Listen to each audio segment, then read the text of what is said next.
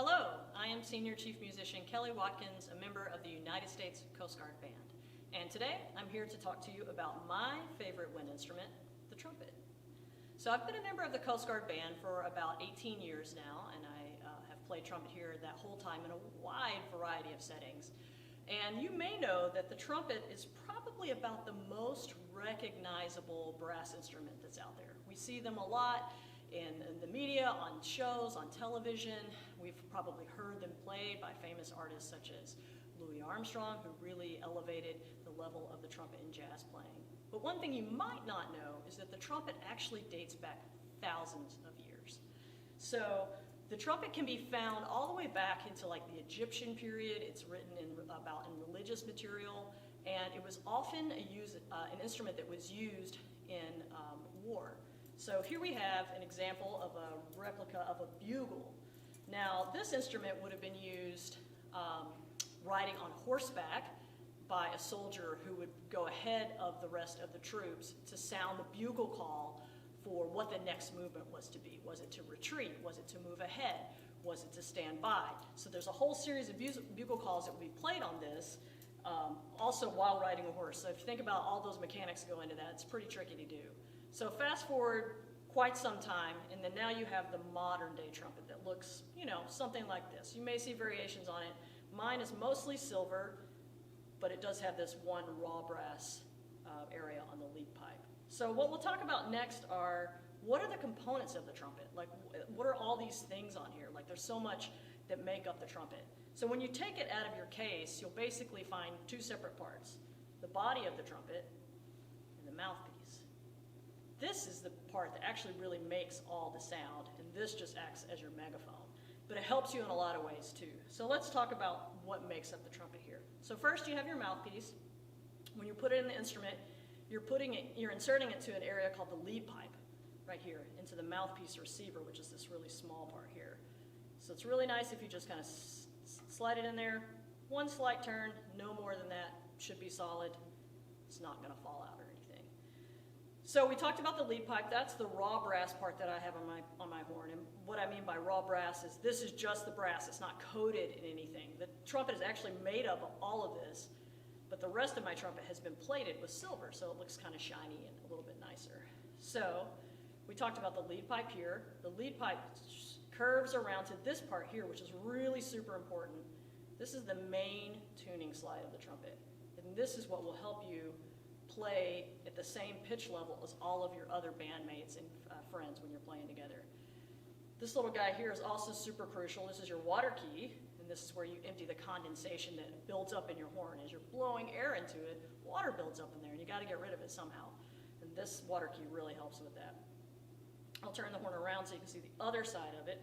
So from the other side, the horn keeps turning and turning, comes around here to the crook. That's this part here, and it goes out into the bell.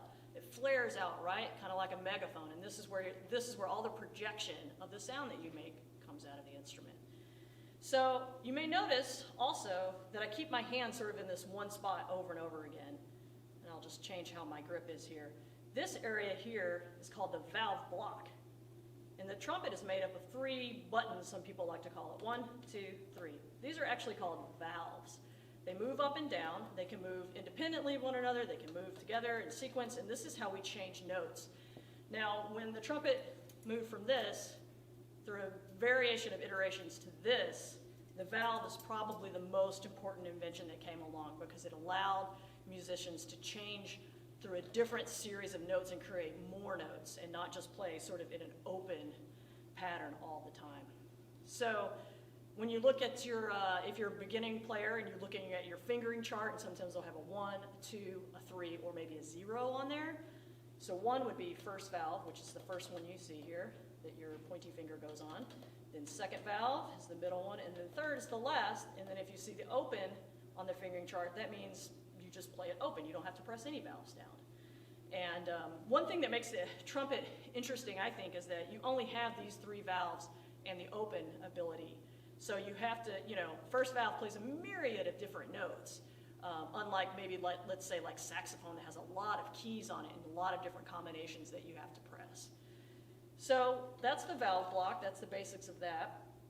You may notice these little hooks here circle. These are called saddles, meaning that, you know, your finger, certain finger kind of sits in it like you were sitting in a saddle.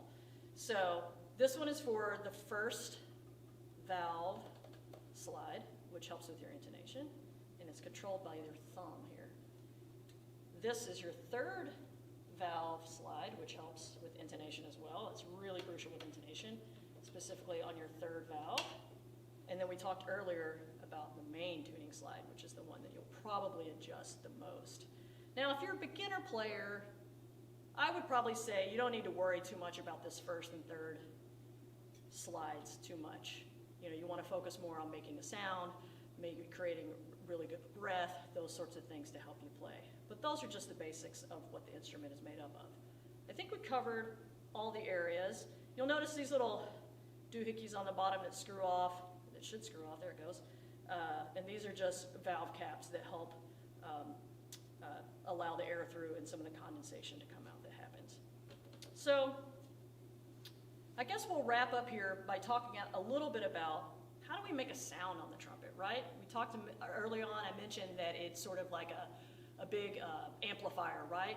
Sort of like a bullhorn or a megaphone if it's not with batteries or power. So speaking of power, the trumpet can have a lot of sound. You can produce a lot of sound out of this what seemingly small instrument, right? But to make a sound, really what makes the sound is the buzzing of your lips. And that motion moves through the mouthpiece, through the lead pipe, all the way through the horn, and the different valve combinations determine what note, out through the bell, and boom, that's how your sound comes out.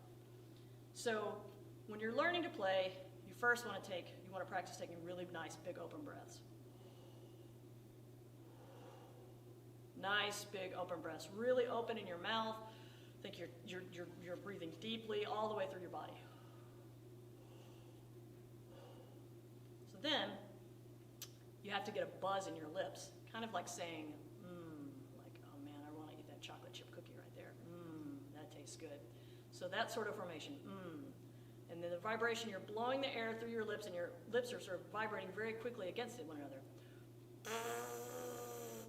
Then, when you add the mouthpiece to that, that's the sound that actually translates into the instrument, so when we put it in, it makes it a little bit more palatable.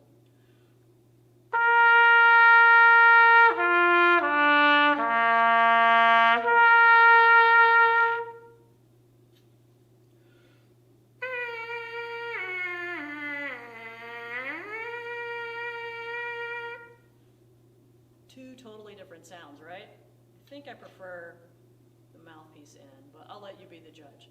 So, thanks for coming to my talk today about the trumpet. I hope you learned something new, something fun, and something informative, and I hope you enjoy playing the trumpet as much as I do. Keep up the good work.